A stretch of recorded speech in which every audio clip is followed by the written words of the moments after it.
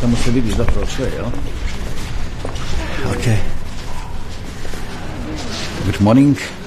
So, first we will have an exchange with Secretary General of Council of Europe. I will express Croatia's full support to Kosovo's bid for membership in the Council of Europe.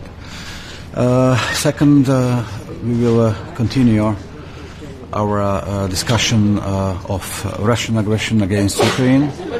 Croatia provides significant assistance to Ukraine. Our Prime Minister and several ministers have recently visited Kiev, Ukraine, showing our solidarity and further support.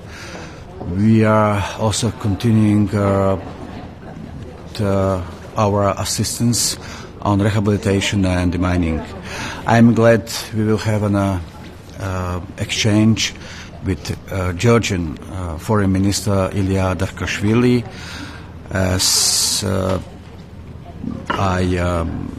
which I supported, and as well as Georgia's EU path.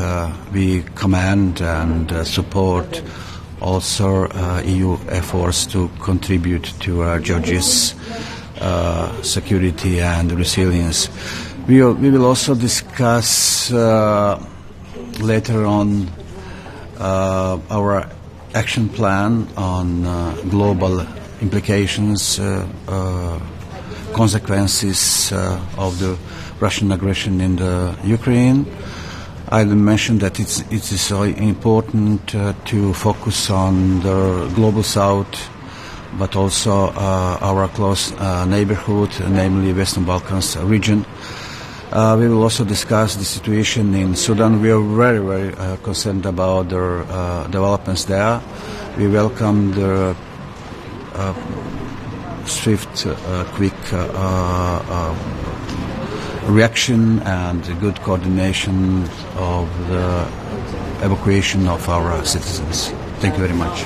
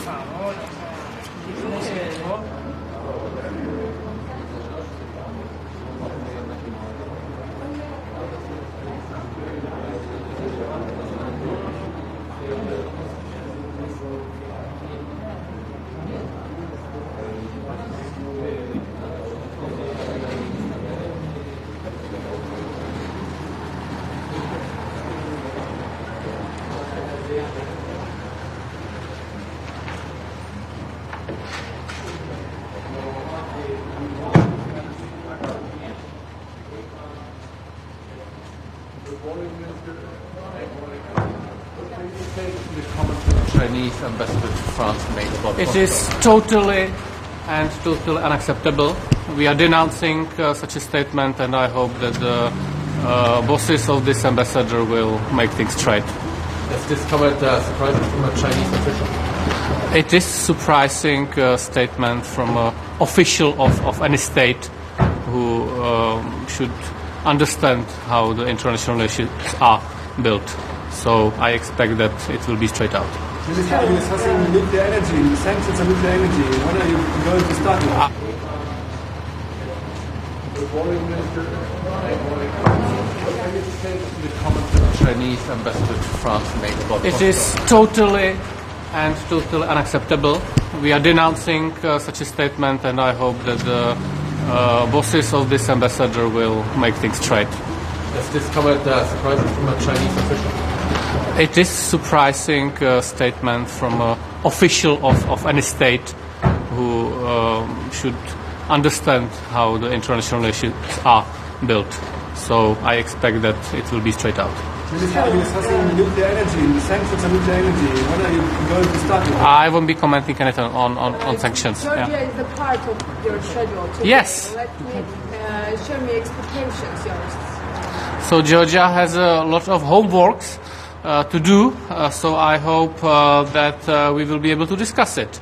And I wish for Georgia the European path, and I wish for the whole society to be able to participate on it. So that will be the main message which I will today have for the Ministry of Affairs of Georgia. One more question, yeah?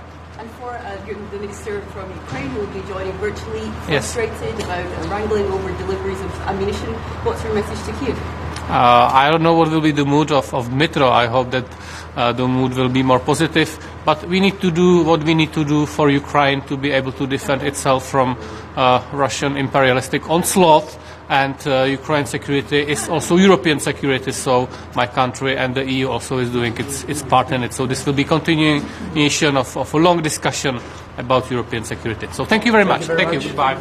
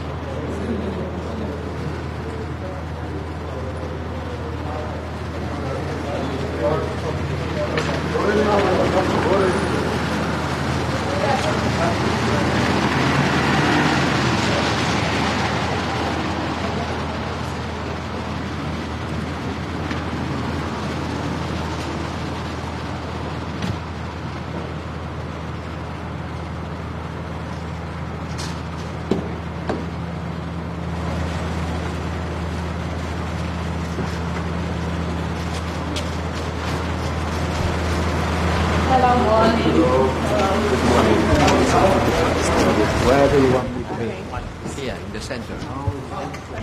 Good. Look, it has been a long weekend, a long and intense weekend trying to take our people out of Sudan. It has been a complex operation and it has been a successful operation. First, the staff of the European Union, 21 people are already in Europe, and many more European Union citizens and others are already out of Sudan. I cannot give you the concrete figure, it's more than 1,000 people for sure. I want to thank France especially for taking our people out, and I want to thank the combined efforts of many countries that took their nationals, but also all nationals that they could pick. So it has been a successful operation, but complex. I was in touch with the two generals fighting in Sudan.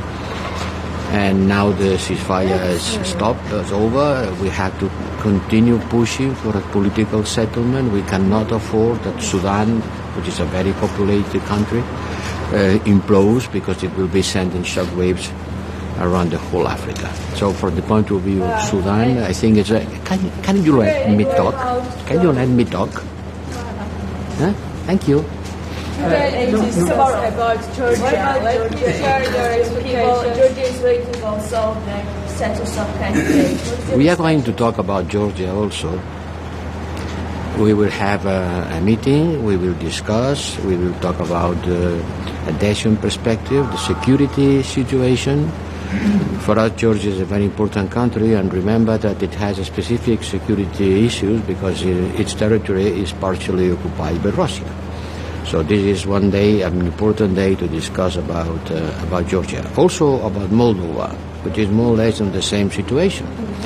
Countries who are in the border see the war very close and they feel the threat.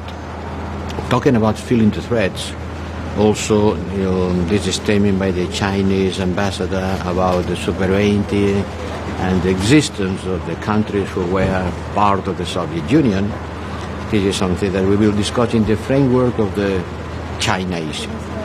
The Council will start discussing about China in order to prepare the European Union in June maybe, that will reassess and recalibrate our strategy towards China. We will approve the deployment of a mission in Moldova that will be opened officially during the next conference on the European political neighborhood.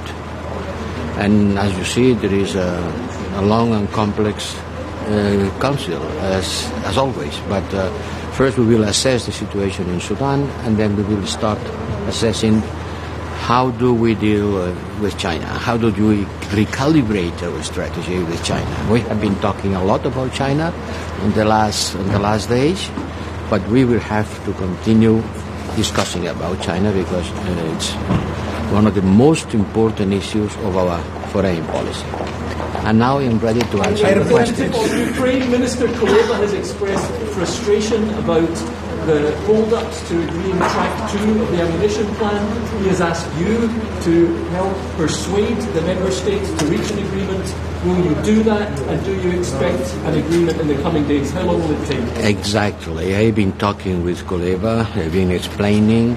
There are 2 tracks. The first track is on the way. We have received requests for reimbursement for 600 million euros.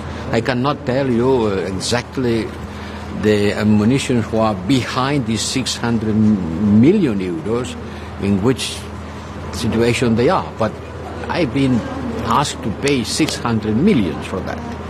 And on the second track, yes, there is some disagreement, but I'm sure everybody will understand that we are in a situation of extreme urgency. I'm sure that in the following days we will reach, but while we look for this legal agreement, don't believe that we are just sitting and waiting. The whole work is going on. The whole work is going on. So once the legal agreement will be reached, the practical work will be finished. So it's not first one thing and then the other thing. It's overlapping.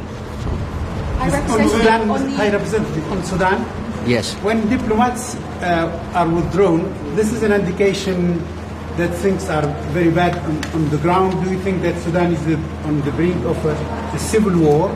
And you are in close contact with your counterpart, with Egypt, Saudi Arabia, Ethiopia. How the international community can help the Sudanese not to go into this very bad... The international community altogether are putting the whole pressure on both sides in order to stop this war. Yes, I've been talking with all the neighbors, all friends, even with the 2 generals in commanding the forces. And the international community message is the same. You have to stop the war, silence the guns, and start talking and looking for a political solution, because there is not a military solution to this war. And that's what we are doing. And we take our people out because, well, I don't have to explain you what's happening there. You see, you watch the TV. So our people have to be out because there is a middle of the war. Some of them were wounded. It's impossible to continue working as a diplomat. So the best thing to do with them is to take them out. But your ambassador stayed there. Yes, and, yes. He had to stay there. The captain is the last one on leaving the ship. Who's securing him? Sorry. Who's securing the EU ambassador over there? He is no longer in Khartoum. He's in Sudan, but no longer in Khartoum. On the comments of the Chinese ambassador on French television, you said that will be discussed, but what kind of response can we expect? Well, I cannot tell you in advance which will be the result of the discussion, but it will be, for sure, a strong position in order to clarify which is the official thinking of the Chinese government about the sovereignty and independency of some of the member states. And have you been in touch with the Chinese authorities? Please, last one. On sanctions, some member states are demanding also nuclear energy to be included in sanctions. What is your position? Will EU Today we are not in a position to finish the new package of sanctions on Russia. We'll continue discussing. Sorry, I had to go to the breakfast. Thank you very much for your attention. Thank you. Thank you very much.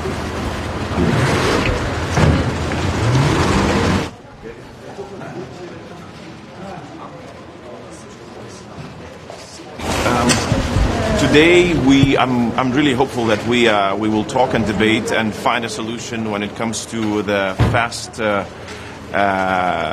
agreement on the ammunition for Ukraine. It's not just a political commitment that already has been adopted last council, but it's also a message to Ukraine that we will continuously support militarily Ukraine. That it's not just about the current counteroffensive, that is a continuous support. So indeed it's a very strong, a very important message, and I'm really looking forward to finding a solution and agreement today.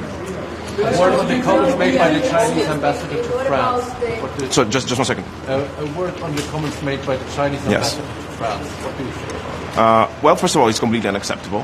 And later today, 3 Baltic states will be summoning representatives, in our case the Charge d'Affaires, in other capitals is the ambassador, to ask for clarification. Has Chinese position changed on the independence? And to remind him that we are not post-Soviet countries, we were the countries that were illegally occupied by Soviet Union. And could you please share us your expectations about Georgia? We are waiting for an important partnership during this year. The ball is in Georgia's court. The ball is in Georgia's court. And so far, the game was not happening.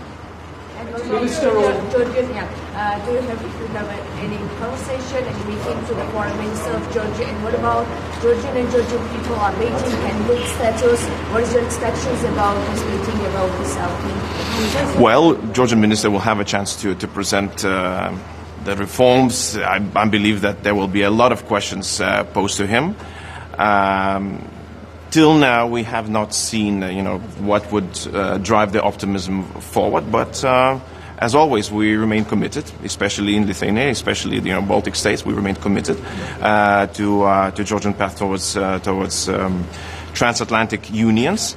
But as I said before, the ball is in Georgian court. They have to play it. Minister, on the ammunition, do you have any idea how a solution might look? You've obviously got some countries who want to insist very strongly on buy European. There are others who are stressing the urgency. But we already had this debate. We already had this debate before last FAC, and it was divided that having fast deliveries is more important at this point. I understand those who want to see European military industry flourishing. Indeed, we need that. But if we delay, currently, Ukrainians might not push as far and as successfully as they could with our assistance. Therefore, speed is the main factor that we should be looking for now. Minister, on the Chinese ambassador's comments, yes. So you said there's going to be a summoning of representatives. Yes. But here, from the EU side, what kind of EU response would you like to see? Well, we've asked our partners to support us any way they can. Meaning that there could be other capital summoning ambassadors voicing out that they do not accept the statements or asking for clarifications, and we've seen that. I'm grateful for the countries that already did that, like Czech Republic and others. We as always, we're asking for solidarity in this case, because this is a new phenomenon. We have not seen this happening before. Actually, what reminds us of is what we've seen happening when Moscow propaganda is talking about Ukraine. They question the sovereignty of the countries, they question the borders, they question the territorial integrity of the countries. This is the narrative that we've been hearing from Moscow. And now it's being sent out by another country, which is, in our eyes, an ally of Moscow, in many cases, if not militarily, then politically at least, and sending the same messages, questioning of the whole concept of independence or sovereignty, which is very dangerous in these days. And what does it make you think then about China's peace plan for Ukraine? Look, we've been always saying that we do not trust China as a mediator, as a possible mediator. It definitely has chosen a side. It's sided with Russia politically. Thank you so much. Thank you.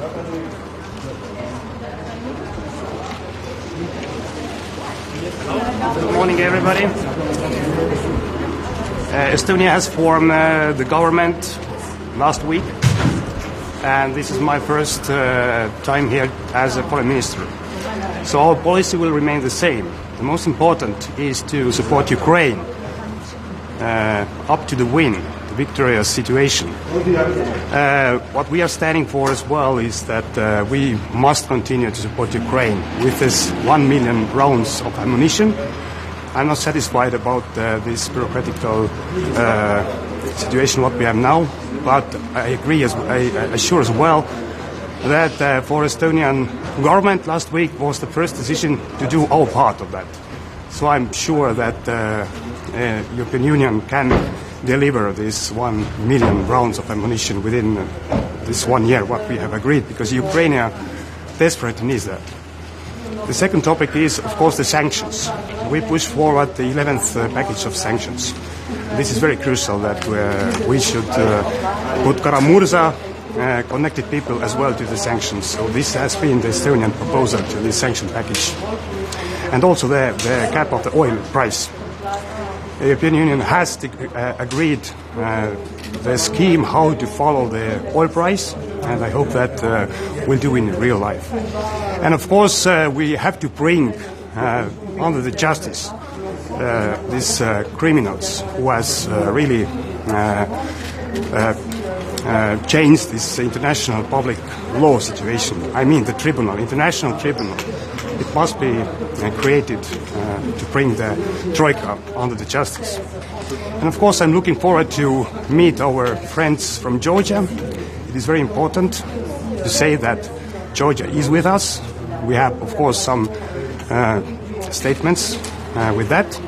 And also, of course, what is important that Ukraine and Moldova will continue to be a member of European Union as well. This is one topic. They have the scheme how to follow it, and we hope that everything will go okay. So, thank you very much for that. Hope to see my fellows now, first time this is meeting. What would you have to say on the comments made by the Chinese ambassador to France? Today I've asked the Chinese representative out for a meeting, and we asked why China has such a position or comments about the Baltic states. This is clear that the Baltic states and Estonia, we are independent sovereign country, we're a member of the European Union, NATO, but I hope that there will be explanation. We are not satisfied with that announcement what the High Representative made. So what about the future of this former 17+1 format? Estonia has left this, and this has been our clear position. So reinforces that position? The situation is very tense, but we have outspoken our position about that. What about Georgia? Because today the foreign minister of affairs of Georgia is also today here. Georgia also is waiting for status of candidate. What's your discussions about the status? Yeah. Can you tell us about this? Estonia has supported Georgia years. We are the good friends, but Georgia must be very clear about democracy, about the juridical situation and the justice, and these are the questions we're going to ask. What is the process? Because we support Georgia 100%, and we have done it, but there are some moves that the Georgian government must do, because we have many questions about the democratic situation there. So, okay, thank you very much. See you. Hello, good morning. Goedemorgen. Er staan een aantal belangrijke punten op de agenda vandaag.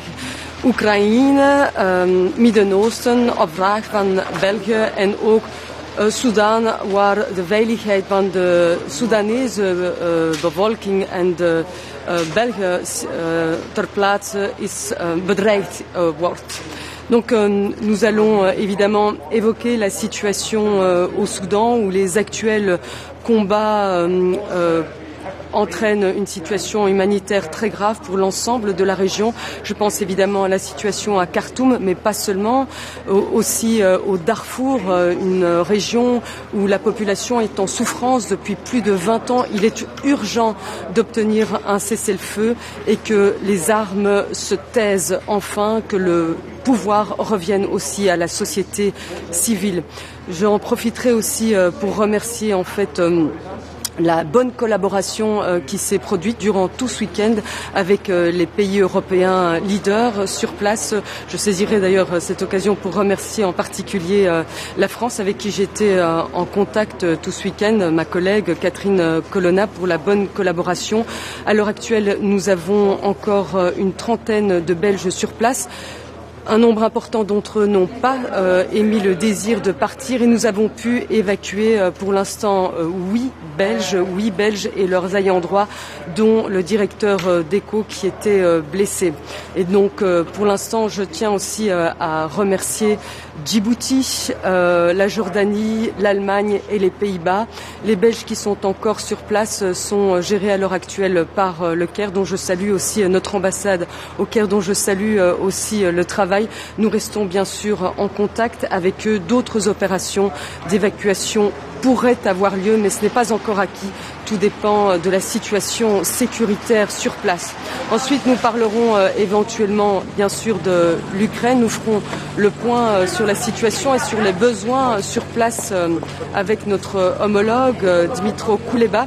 Et puis, nous évoquerons aussi la situation en Tunisie. Vous le savez, la Belgique, avec le Portugal, a reçu la mission de se rendre sur place.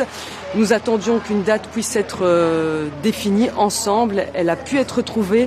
Nous nous rendrons en Tunisie du 9 au 11 mai avec un message au nom des 27 qui sera très clair. Notre message sera positif, constructif et clair, aligné sur nos valeurs. Je vous remercie.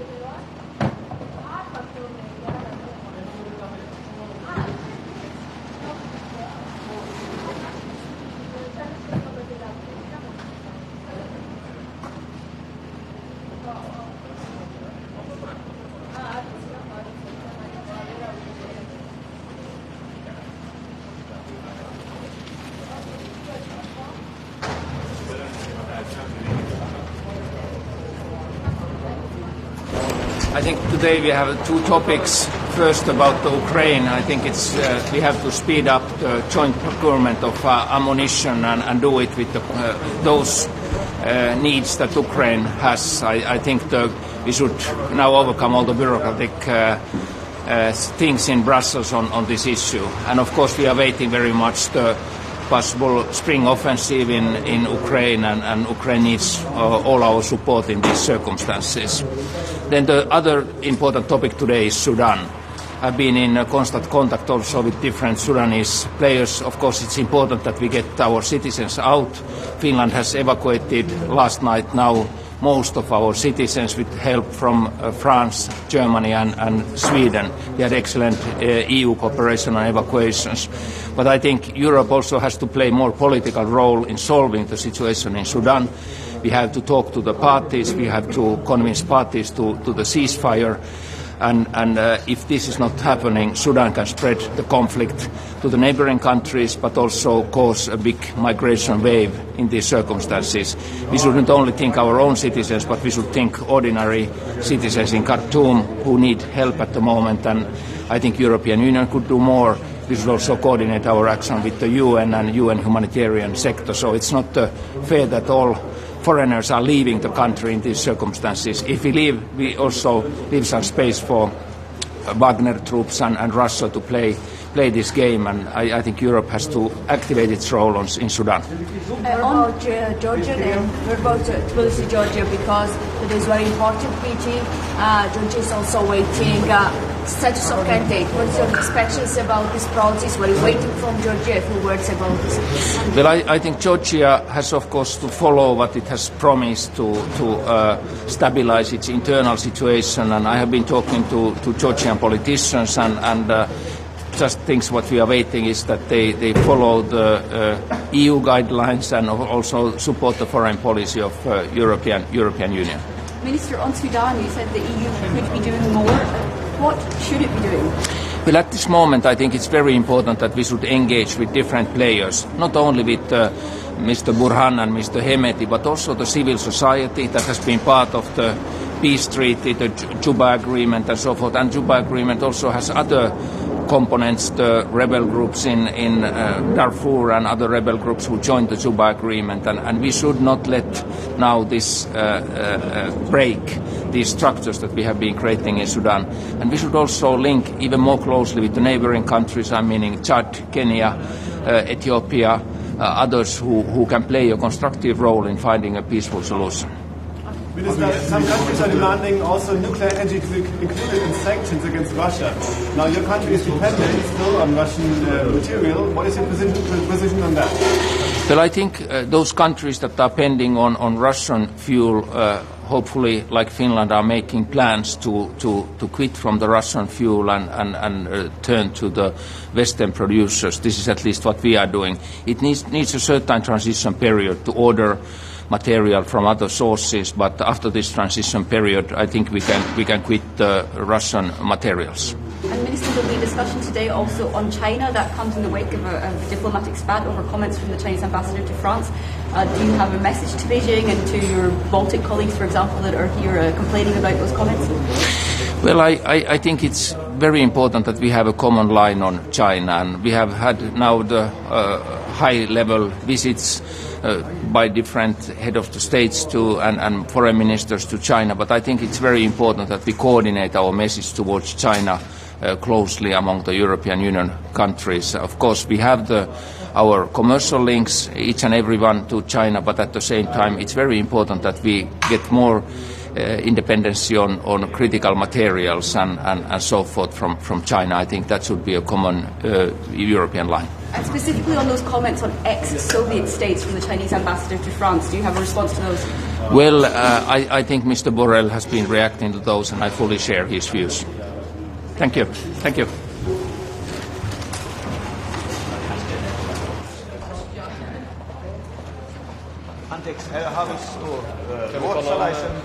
Ruotsalaisen Kan vi ta en fråga på svenska? No, vi kan försöka. Ja, ska börja med om Sudan. Hur ser det ut med finska medborgare?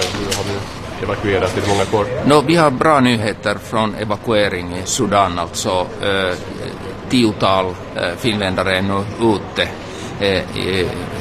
Det var söndag och nu i natten att vi har fått största delen av finländare. Vi har tillsammans något sånt som 15. Och vi är mycket tacksamma till Sverige, Frankrike, Tyskland som vi har arbetat mycket tätt om de här frågorna. Samtidigt som jag sa det är mycket viktigt att EU också har en politisk roll i Sudan.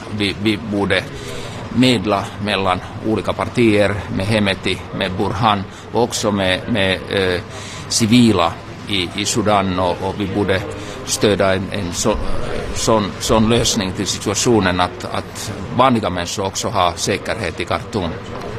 Du nämnde Sverige där. Vad har mer specifikt konkret, vad har Sverige bidragit med? Samarbete med Sverige har varit mycket bra med evakuering. Vi har hela tiden bytt information om situationen, men förstås att Sverige har haft ambassad i Khartoum och så vidare var mycket nyttigt också för Finland. Vi har inte ambassad där. Tack.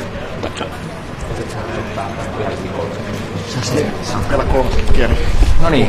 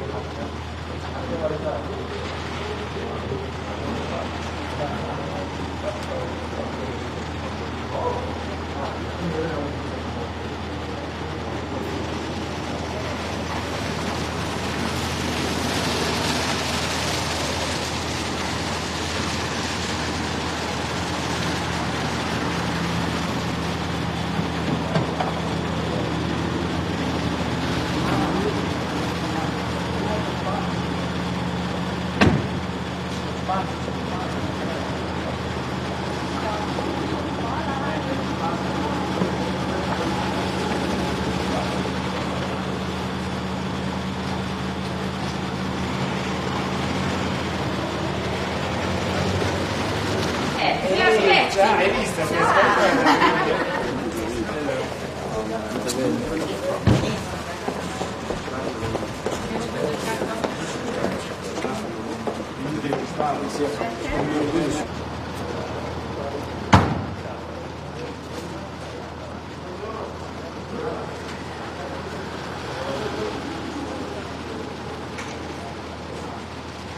What about China? You're discussing China today, and the ambassador of China to France has made some quite remarkable remarks. What is your position on that?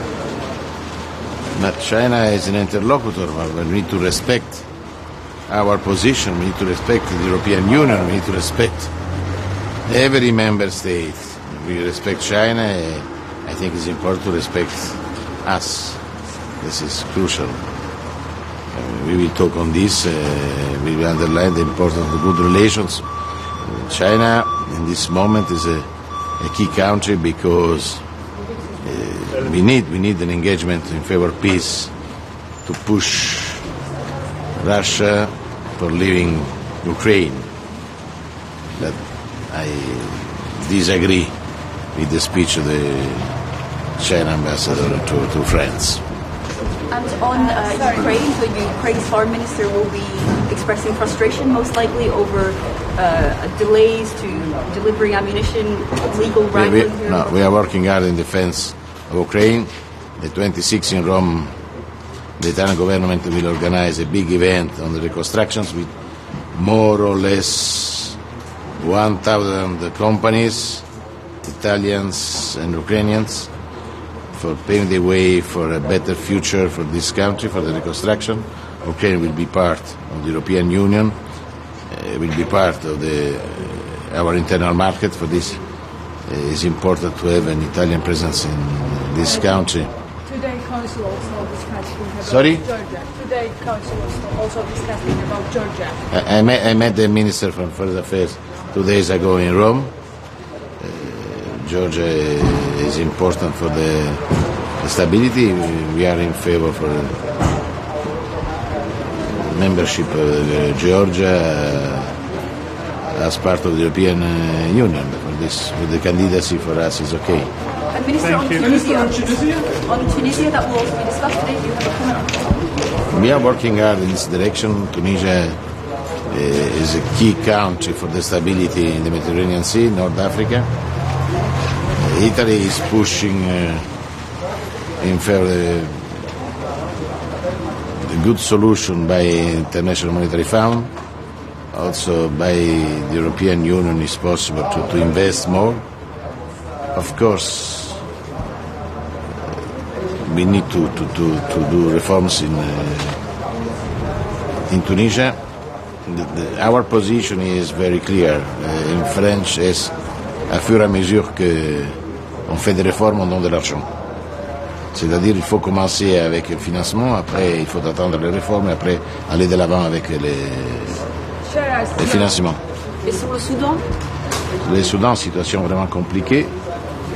Cette nuit, tous les Italiens sont arrivés à Djibouti grâce à la coopération du ministère des Affaires étrangères, du ministère de la Défense, de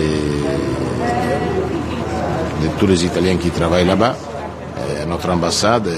On a aidé aussi les citoyens de différents pays de l'Union européenne, aussi des Africains. Donc maintenant ils sont à Djibouti et aujourd'hui les Italiens seront à Rome, je pense vers 7h, 8h. Donc la situation est compliquée. Moi j'ai parlé avec les deux chefs qui sont en train de se battre. Donc j'espère qu'on peut essayer de saisir un accord. Situation vraiment compliquée, mais heureusement tous les Italiens sont en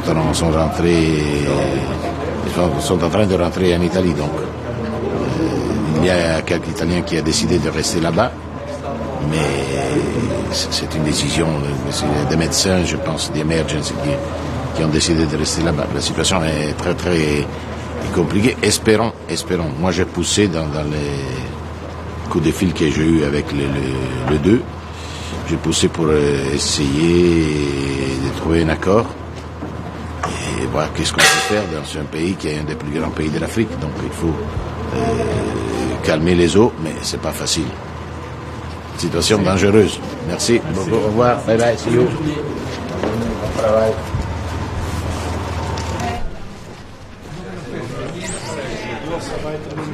C'è la doppia cosa, doppia tassa.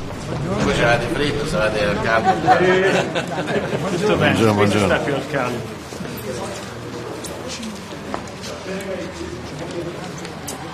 Allora, cominciamo dal Sudan, così vi do le informazioni. Tutti gli italiani che volevano lasciare il paese sono ora a Djibouti, rientreranno a Roma con un volo dell'aeronautica militare verso le 18, le 19 all'aeroporto di Ciampino. Stanno tutti bene, l'Italia ha aiutato anche i cittadini di altri paesi a lasciare il Sudan. Io voglio ringraziare l'unità di crisi della Farnesina, tutti i militari che hanno partecipato all'operazione di evacuazione, naturalmente anche la nostra intelligence. Grazie a una cooperazione tra tutte queste branche dello Stato è stato possibile salvare tutti i nostri cittadini. 19 erano già riusciti ad arrivare in Egitto l'altro ieri, grazie anche all'azione della nostra ambasciata a Khartoum e la nostra ambasciata al Cairo. Erano non persone che vivevano a Khartoum, erano persone che facevano parte di un gruppo di sub che avevano organizzato una crociera per fare attività subacquee e siamo riusciti a farli arrivare in Egitto. Quindi tutti coloro che volevano partire sono stati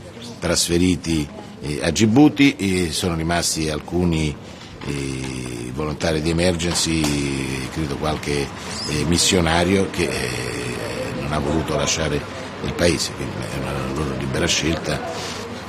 Io ho continuato a parlare, anche a restare in contatto con i due leader delle fazioni che si stanno combattendo, hanno entrambi garantito l'incolumità dei convogli degli italiani, così è stato, e hanno rispettato l'impegno che avevano preso con me, quindi li ho anche ringraziati perché hanno permesso al nostro convoglio di arrivare con tutti sani e salvi all'aeroporto, e questo è un fatto molto positivo. Salvare le vite umane è una nostra priorità, anche tutti i nostri militari sono rientrati a Djibouti, quindi le cose sono andate per il verso giusto. È stata un'operazione difficile e complicata, rischiosa, ma fortunatamente è andato tutto per il verso giusto, e quindi non possiamo che gioire perché gli italiani sono incolume, sono salvi. Veramente grazie a tutti coloro che sono stati protagonisti di questa difficile operazione di evacuazione. Presidente, gli altri temi all'ordine del giorno oggi, ovviamente c'è il sostegno all'Ucraina, ma c'è anche la Tunisia. L'Ucraina è una priorità. Il giorno 26 a Roma ci sarà una grande riunione con oltre 1000 imprese per parlare della ricostruzione di quel paese, che sarà parte dell'Unione Europea, sarà parte del mercato interno. L'Italia vuole essere protagonista con le sue imprese, quindi avremo veramente un confronto, ci saranno le autorità ucraine, quindi sarà un modo anche di dimostrare solidarietà non soltanto dal punto di vista militare, ma anche solidarietà da parte del nostro Paese nei confronti di un popolo che è in guerra e sta difendendo la propria libertà. Oggi ne parleremo, la solidarietà italiana non è mancata, non manca e non mancherà. Per quanto riguarda la Tunisia, la situazione purtroppo è complicata. Noi insistiamo sulla nostra posizione, bisogna cominciare a erogare gli aiuti e contemporaneamente spingere affinché in quel paese si facciano le giuste riforme. Quindi cominciare col finanziamento, aspettare le riforme, poi continuare con i finanziamenti. Comunque l'Italia, che ha deciso già di investire circa 100 milioni, ha già il 50 saranno per le piccole e medie imprese, altri 50 saranno per il bilancio, poi per acquistare anche prodotti italiani, sono in fase di erogazione da parte delle nostre autorità. Ovviamente non possiamo non chiederle anche delle indicazioni da parte dell'alto rappresentante Borrell di Luigi Di Maio per il Golfo. Può parlare a nome del governo al di là delle posizioni dei singoli partiti? È una libera scelta dell'alto rappresentante, è una candidatura che è stata fatta da Di Maio quando era ministro degli esteri del precedente governo, non è il candidato del governo. Hai detto Di Maio, invece l'ha fatta Draghi. No, la candidatura è di Di Maio, è individuale, non c'è una candidatura del governo. No, posso chiederti, però scusami, ho sbagliato io. E la posizione può parlare a nome del governo per quanto riguarda l'indicazione di Di Maio come per il Golfo? La scelta è una scelta legittima e libera dell'alto rappresentante Giuseppe Borrell, non è una scelta del governo italiano, non è un'indicazione del governo italiano. Di Maio ha presentato la sua candidatura quando era ancora ministro degli esteri e, ripeto, nulla ha a che vedere con questo governo, quindi sono scelte che non ci riguardano. Abbiamo detto tutto. Buongiorno a tutti, grazie, buon lavoro.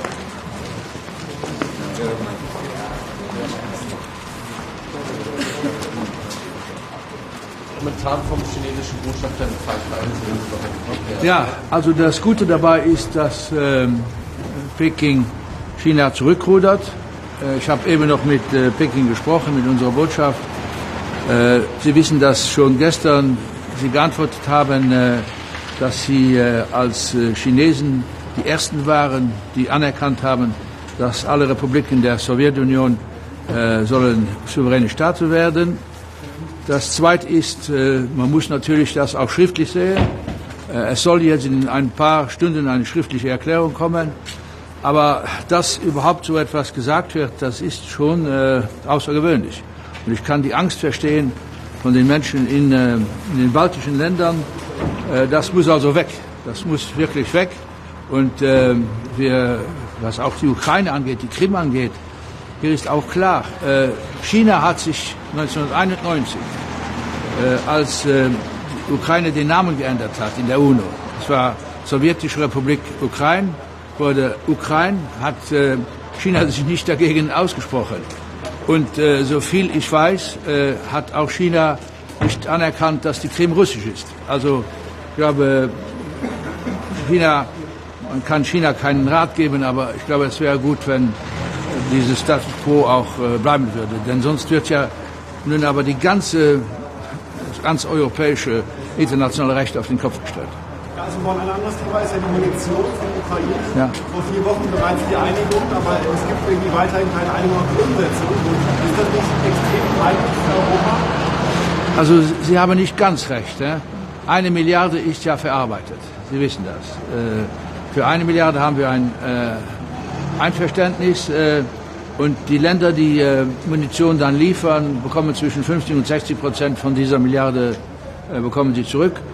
An dem anderen müssen wir noch ein wenig arbeiten. Und das wird aber diese Woche geschehen im Coreper.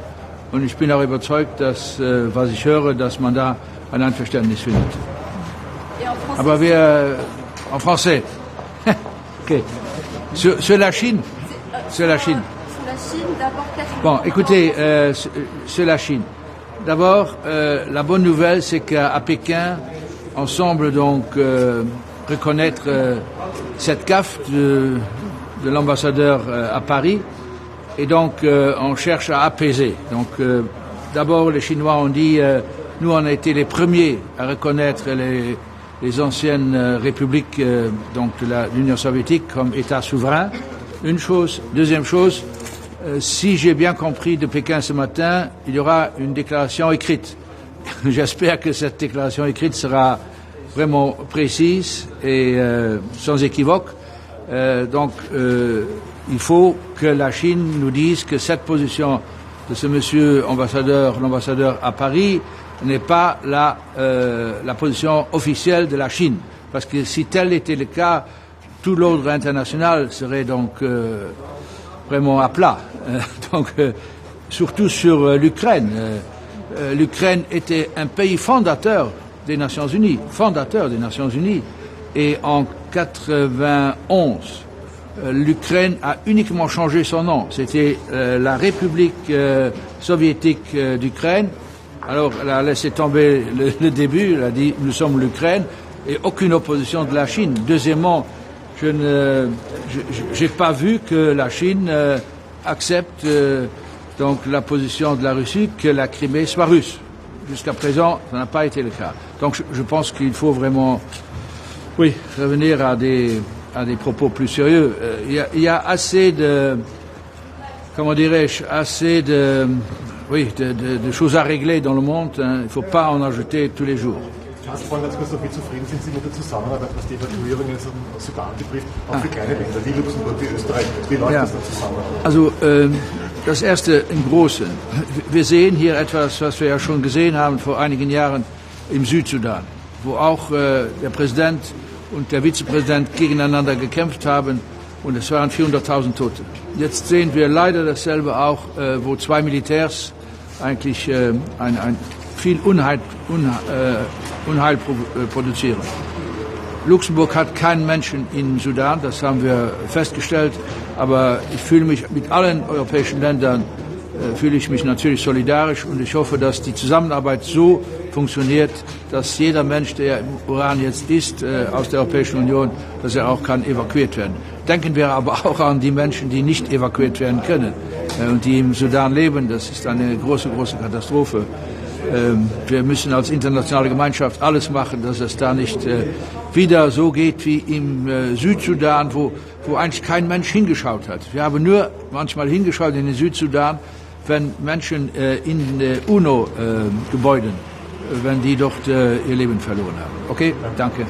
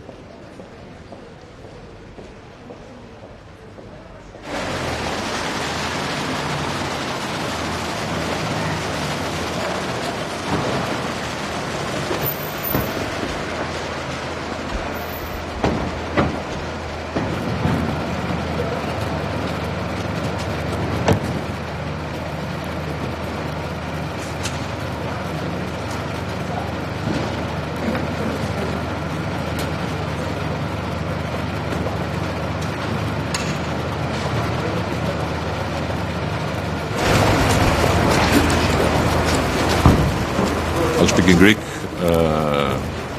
Στο Συμβούλιο Υπουργών σήμερα θα ζητήσω αναλυτική η συζήτηση για τα θέματα εκενώσεως των Ευρωπαίων υπηκόων από το Χαρτούμ, από το Σουδάν. Ήδη υπήρξε σχετική μου συζήτηση χθες με τον Γιώζεφ Μπορέλ και δέχθηκε το αίτημά μου. Από εκεί και πέρα θέλω να ευχαριστήσω τον Γιώζεφ Μπορέλ για τις τεράστιες προσπάθειες που καταβάλει, όπως να ευχαριστήσω την Υπουργό Εξωτερικών της Γαλλίας, την κυρία Κολονά, την Υπουργό Εξωτερικών της Γερμανίας, την κυρία Μπέρμποκ, και της Ιταλίας, τον Αντώνιο Ταγιάννη, για τη βοήθεια που έδωσαν για την εκένωση Ελλήνων υπηκόων από το Χαρτούμ. Θα ήθελα όμως να πω και κάτι άλλο.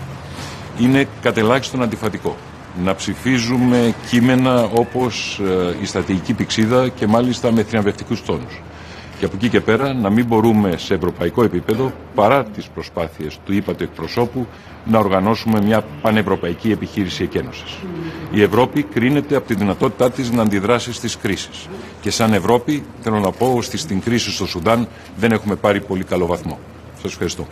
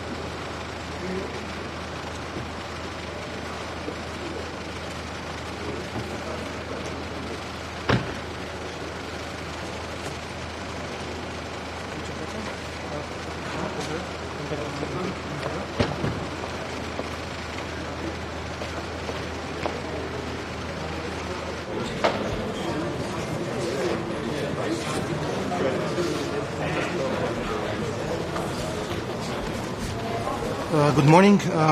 It is a very important Foreign Affairs Council today in Luxembourg. For Romania, there are two very important topics.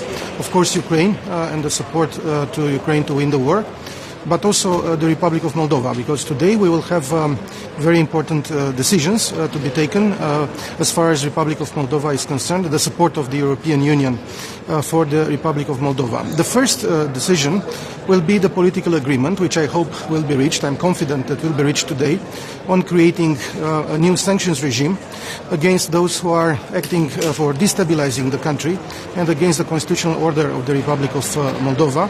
It is a proposal which I made during the Foreign Affairs Council on the 20th of February, and I'm very glad that in such short period of time this sanctions regime was created. And I think this is the fastest process of creation of a sanctions regime in the history of the European Union. And I'm very glad that this sanctions regime will be a very important tool in order to increase the resilience and security of the Republic of Moldova against the background of the actions which are orchestrated by Russia, such as demonstrations or subversive actions against the constitutional order of the Republic of Moldova, which we have witnessed in the last months.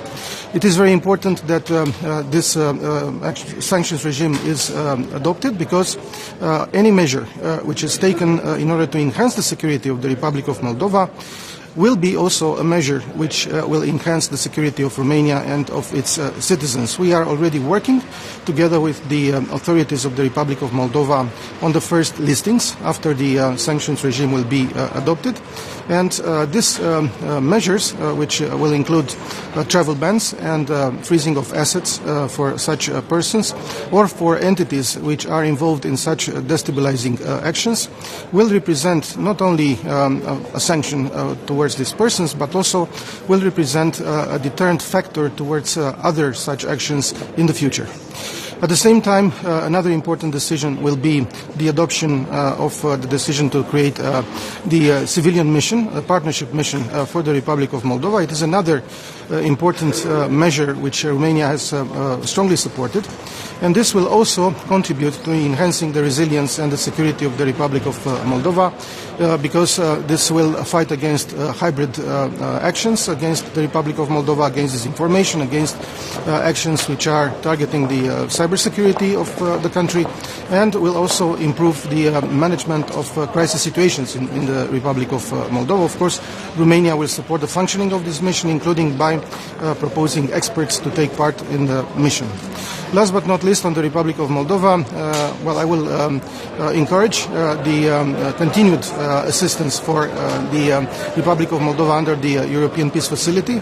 It will be a decision to be taken at the beginning of May in that respect.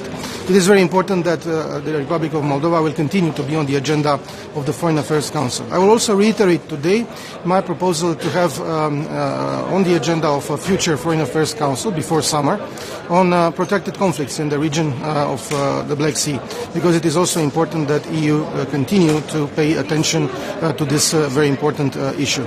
On Ukraine, we will of course express today the support of Romania for continuing the support for Ukraine in all dimensions in order for Ukraine to win the war. I will inform today my colleagues about the very good results of two events that we have hosted in Bucharest on the 13th of April. The first Black Sea Security Conference under the aegis of the International Crimea Platform, and the trilateral between Romania, the Republic of Moldova and Ukraine. Both events were targeting security aspects related to the Black Sea region, of course, and how to improve our cooperation in the defense and security area among the three countries. Of course, today we will also discuss the EU action plan against the effects of Russia's war against Ukraine, and in this context I will present the outreach efforts of Romania towards third countries, including in countries in Latin America, during the visits that President Iohannis of Romania is paying these days in three of the Latin American countries in order to counter the Russian narrative. I will also express today, and I'm expressing also now, the strong condemnation of the statements by the Chinese ambassador in Paris, which put under question the sovereignty of states which gained their or regained their independence after the dissolution of the Soviet Union. Such statements are unacceptable and run against the UN Charter. Also today we will discuss about Georgia, and I will welcome the presence here of our colleague, the Foreign Minister of Georgia. I have supported the invitation of him to the Foreign Affairs Council. It is important to discuss how to encourage Georgia to continue the reform process, especially in the rule of law area, in the justice area. And last but not least, very important, we will discuss about Sudan. And I will reiterate the appeal of Romania for an immediate cessation of hostilities and the protection of civilians. And I will plead for a better coordination between the EU member states for the evacuation of European citizens from Sudan. And I am expressing the gratitude of Romania for the French authorities, which have facilitated the evacuation in safety of 9 Romanian citizens and 1 family member last night from Sudan to Djibouti. Thank you so much.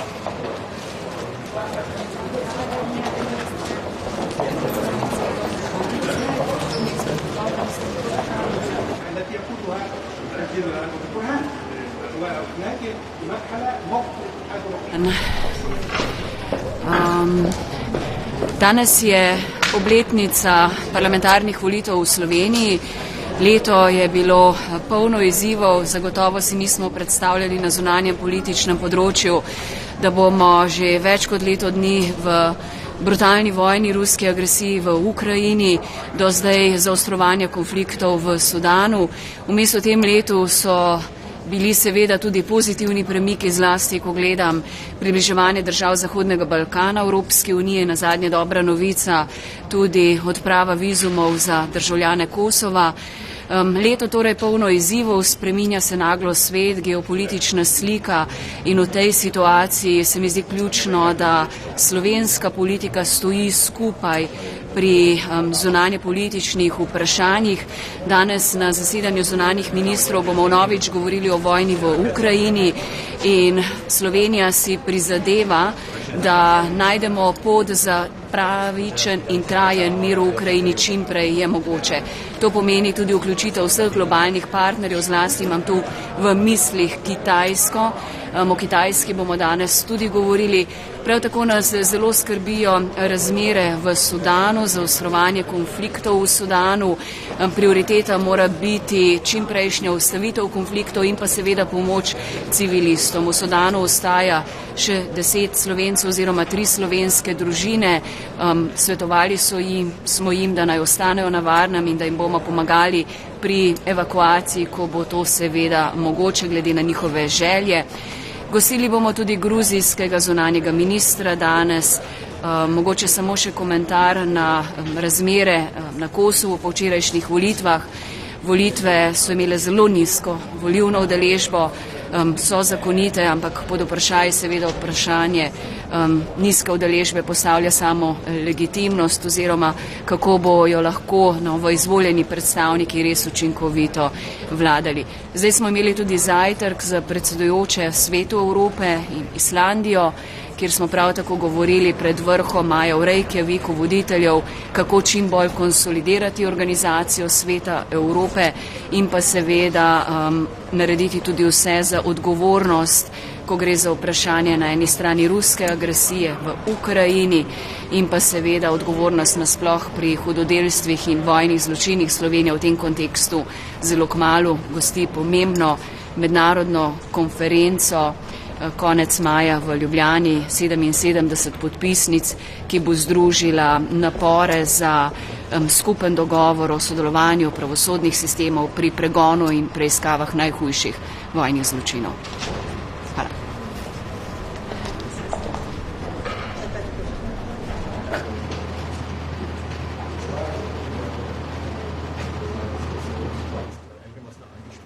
Außenministerin bleibt im heutigen Treffen fern. Wie stellt sich die Lage aus Ihrer Sicht dar? Wie viele Österreicher sind betroffen?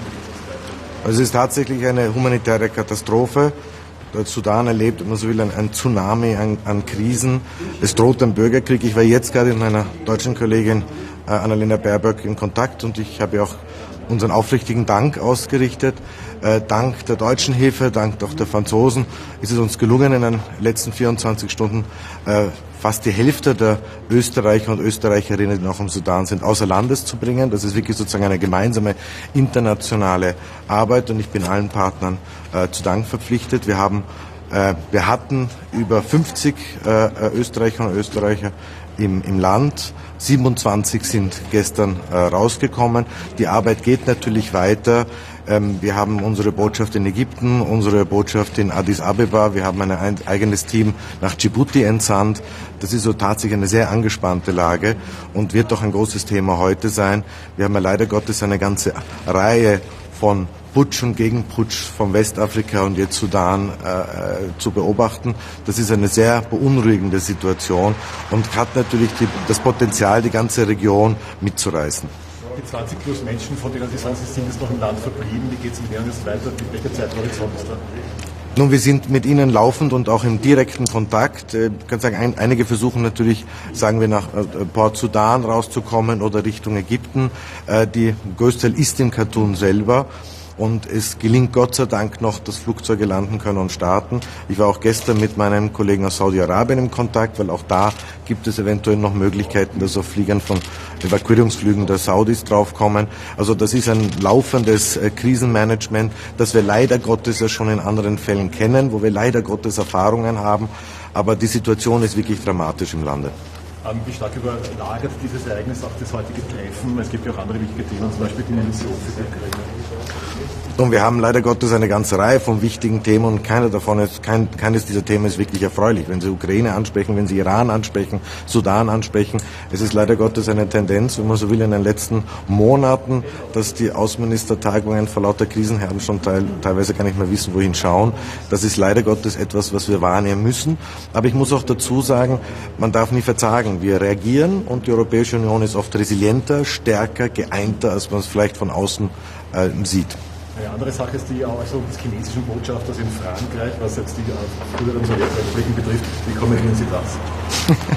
Also ich frage mich, ob das wirklich die offizielle chinesische Position ist. Wenn ja, dann wird nur deutlich, dass da doch mehr an Geschichtswissen noch vermittelt werden muss und auch am völkerrechtlichen Wissen, weil China immerhin als Mitglied des UNO-Sicherheitsrates hat er den Beitritt dieser Staaten auch zur UNO gut geheißen und unterstützt. Also ich glaube, da ist vermutlich etwas außer, wenn man so will, außer Kontrolle geraten bei diesem Interview.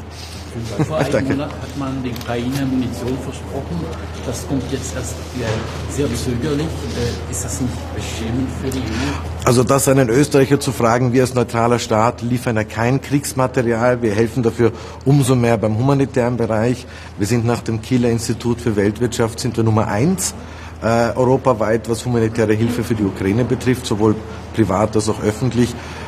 Ich glaube, dass man diese Diskussion, die fortlaufende, Munition, Panzer, dann Kampfjets, das überdeckt etwas, wie stark eigentlich die Unterstützung da ist von den Partnern. Sei es eben humanitär wie Österreich, sei es auch mit letalem Material.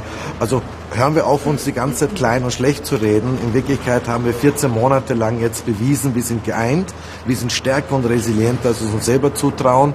Und jetzt die nächsten Monate werden sicher sehr schwierig werden, gerade für die Menschen in der Ukraine. Und ich glaube, das ist der wesentliche Punkt, dass wir sie unterstützen. Danke sehr. Good morning. Could I just say that we're looking forward to going into the Foreign Affairs Council meeting, where we will have a number of substantive discussions on a number of very serious situations. First of all, of course, our focus will be on Sudan and the shocking level of violence and warfare currently happening there, with huge consequences for the people of Sudan and those in need of humanitarian assistance. Of course, we are doing everything we possibly can to secure the release and the evacuation of Irish citizens from Khartoum and from Sudan, along with European Union citizens. And we would like to take the opportunity to thank our French colleagues and Spanish colleagues for already facilitating the evacuation of up to 50 Irish citizens over the last 24 hours from Sudan. And the situation is very fluid, and the Irish government and the emergency civil team are there with our defence forces, working with our European Union colleagues to do everything we possibly can to secure the evacuation of all Irish citizens who are registered with our embassy and who are seeking evacuation for Sudan. It's a strong European Union team effort, and we appreciate the work of the French authorities and the Spanish authorities in particular, who have helped multiple nationalities to evacuate. We'll also discuss the Middle Eastern peace process, and particularly the situation within Palestine, and seek a full inventory along with our Belgian colleagues in terms of all of the agreements and supports that are in place for Israel and indeed for the Palestinian Authority, and to continue to work to de-escalate the situation and the tensions there at the moment. And of course the war in Ukraine will be uppermost in our minds, and again we will be discussing the next steps in respect of keeping the pressure on and supporting the people of Ukraine and their territorial sovereignty and integrity. Thank you very much indeed.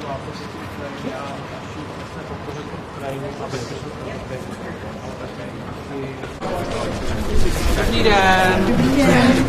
Co vám můžu říct? Budete mít nějaké úvodní slovo, prosím, nebo máme se rovnou ptát? Klidně se ptejte, ale tak já vám jenom povím, o čem dneska budeme mluvit. Dneska začneme Súdánem, protože tam je závažná bezpečnostní situace, probíhají evakuace občanů. Podařilo se nám dostat 2 občany na evakuační let z Německa, už jsou bezpečně na cestě do Berlína nebo v Berlíně, detail nevím.